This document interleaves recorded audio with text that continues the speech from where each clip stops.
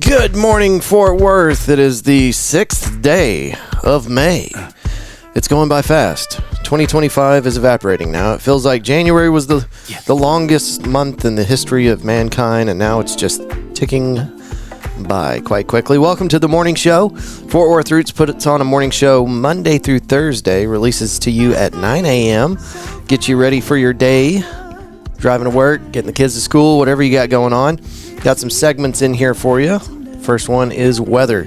67 for a high today, 60 for a low. It's not much difference. 97% chance of rain. Let's look at the hourly real quick because we do have some precipitation out there. Let's see. Come on, computer. All right, here we go. Let's see. At 9 a.m., we got 77% rain, and then it kind of peters off from there, and then it looks like the rest of the day is just going to be 15%. Until 10 o'clock. 10 o'clock, we got a 41% chance of rain. So, all right, back to the 10-day forecast.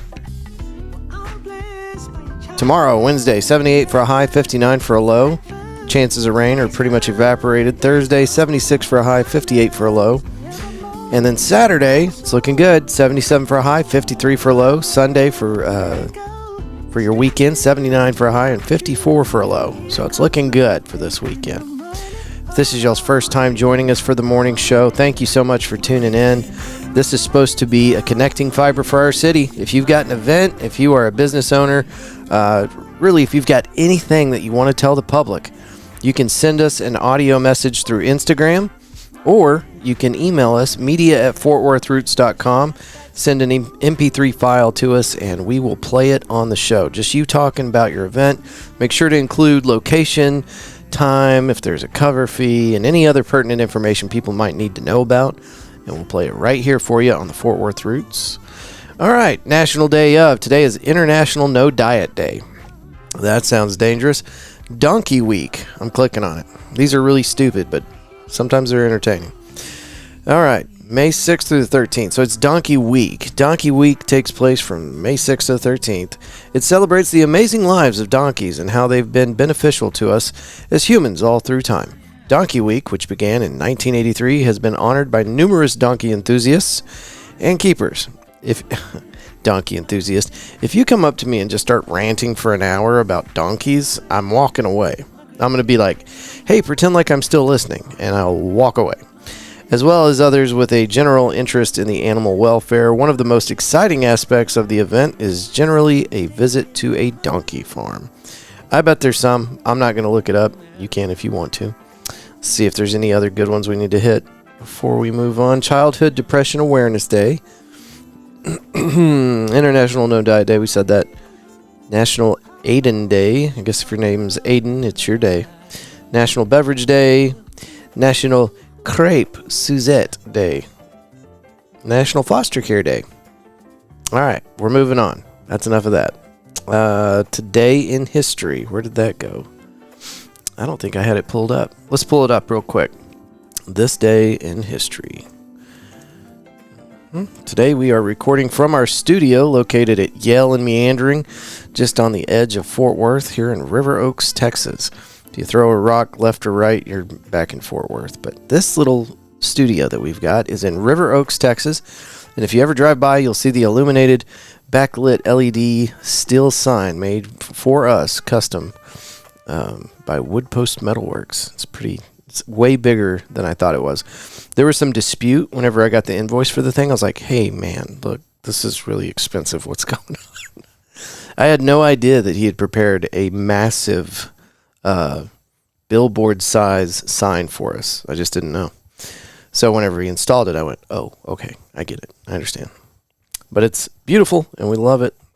We've been at this studio for, 3 years or more. I don't know. But it is attached to the Roofing Solutions by Darren Hauk building. And Darren and his family have been nice enough to let us rent this little space out, and it's been great. Gwasagi plays here, a local Japanese taiko band, plays here every Sunday, and it's just been a wonderful space to invite friends out to shoot music videos and practice their love of music, and just a great space. So that's where we're at today. If you have a business or organization or whatever, and you'd like us to do a leg of the morning show with you, hit me up, media@fortworthroots.com. We are still recording the morning show out at Hoppin', but we're going to start spreading the love around. We want to do the morning show at more locations. So let us know if you've got any ideas. Again, that's media@fortworthroots.com. 1937, this day in history, the Zeppelin Hindenburg destroyed in a fireball. A transatlantic flight of the German luxury passenger airship Hindenburg ends in disaster as the vessel bursts into flames near its docking tower at Lakehurst, New Jersey. 36 people will die in the tragedy, and it will mark the end of airship travel. That is an interesting page in our history that I feel like people don't spend enough time thinking about, is the airships. That was really cool. Very dangerous, but cool. 1954, Bannister breaks the 4-minute mile. England's Roger Bannister does what some track and field experts considered impossible. He runs a mile in under 4 minutes. His finishing time for the historic Oxford run is 3 minutes, 59.4 seconds, which probably could have been rounded down or up and considered maybe a marginal error. There might be a margin of error there. That's all I'm saying. A record that will stand for just 46 days. Oh, okay. Well, then somebody came along and beat it. I wonder if it was the same guy in the same stopwatch. 2004, this day in history. Prepare yourselves. This is a hard one for anybody in my age bracket. Friends say goodbye after 10 seasons. Ross, Rachel, Phoebe, Joey, Monica, and Chandler have their last cup of coffee together after a decade of comedic, personal, and professional struggles.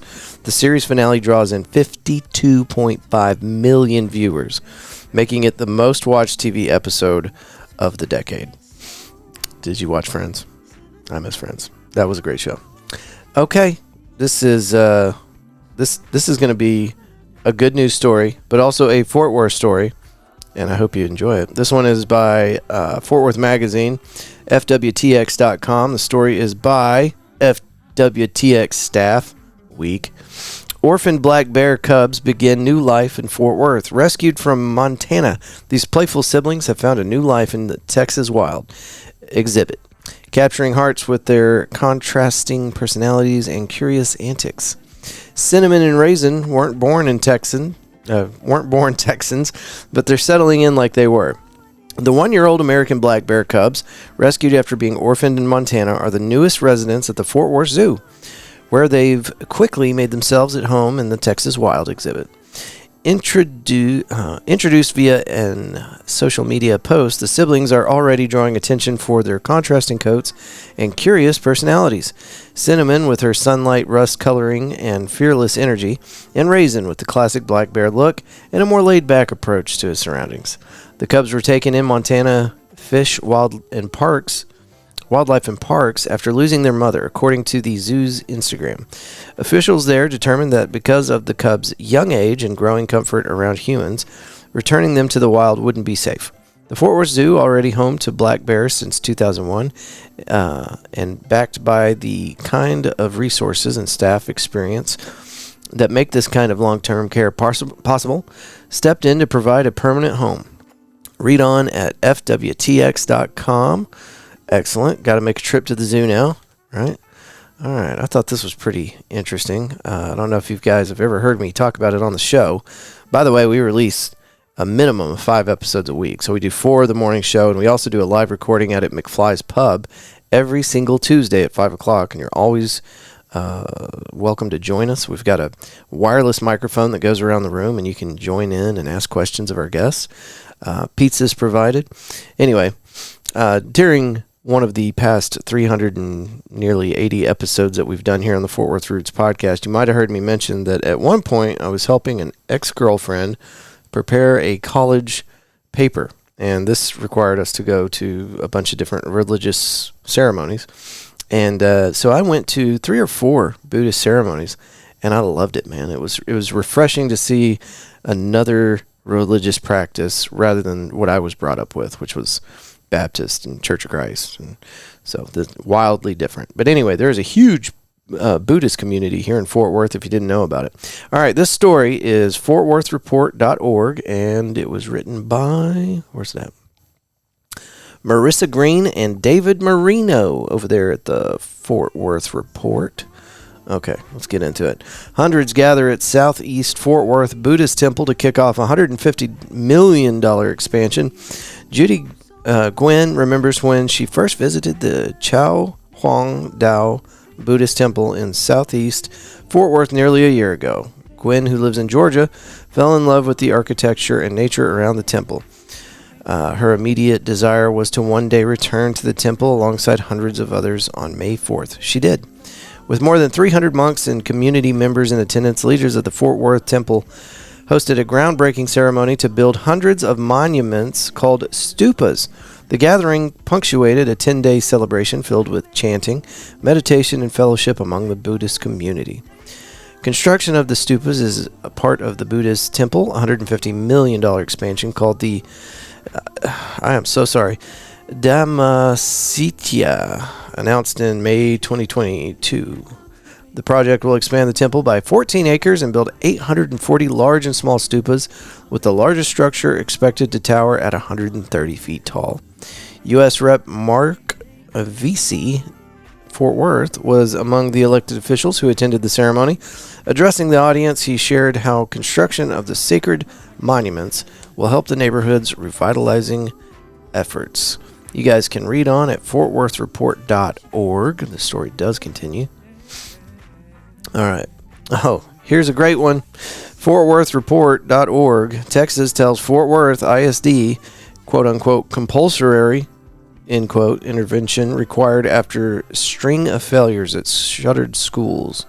The Texas Education Commissioner is now officially weighing his options for Fort Worth ISD after a now-closed school triggered the state's school intervention law. In a May 5th letter to Superintendent Karen Mulliner, who, if you remember, just took her seat as the superintendent, and Board President Roxanne Martinez, Texas Education Commissioner, lost my spot. Sorry. Here we go.